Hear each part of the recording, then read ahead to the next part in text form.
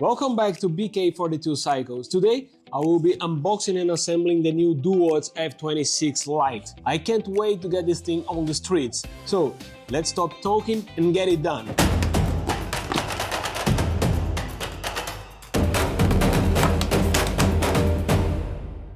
Before we start, let's take a look at what's inside the accessory box.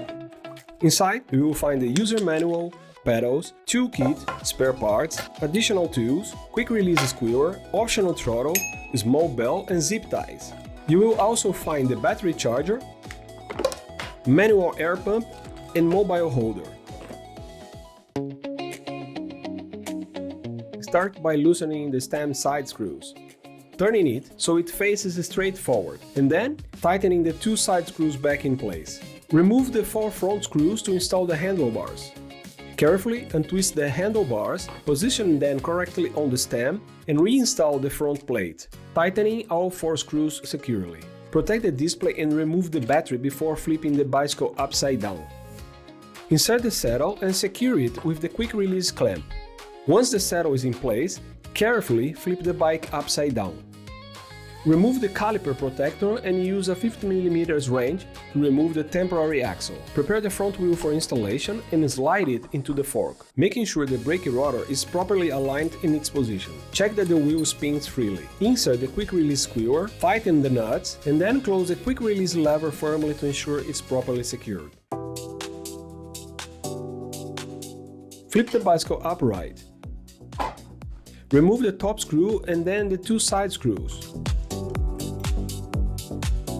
Insert the front mudguard and secure it together with the headlight using the top screw. Use a 5mm hex key and a 10mm wrench to tighten it. Fix the side arms with the 5mm hex key, making small adjustments if needed to keep the mudguards free from the tire. To install the rear rack, remove all the 6 screws using the same hex key. Attach the rear mudguard arms in place and tighten the 2 bottom screws. Position the rear rack and tighten all 4 screws firmly. Insert the rear light into the rear rack and tighten it securely using the 8mm wrench. Organize and secure the cables neatly using the zip ties, then remove any excess. The pedal marked L goes on the left side. Screw it in by hand counterclockwise, then tighten it with a 15mm wrench. Do the same for the right pedal, but screw it in clockwise. Find the most comfortable position to install the display and tighten it using a 2mm hex key.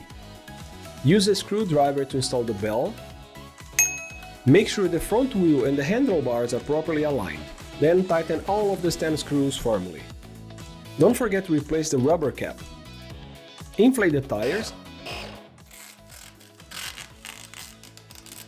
Insert the battery back into place, turn the battery on, and then switch on the bicycle to test the system.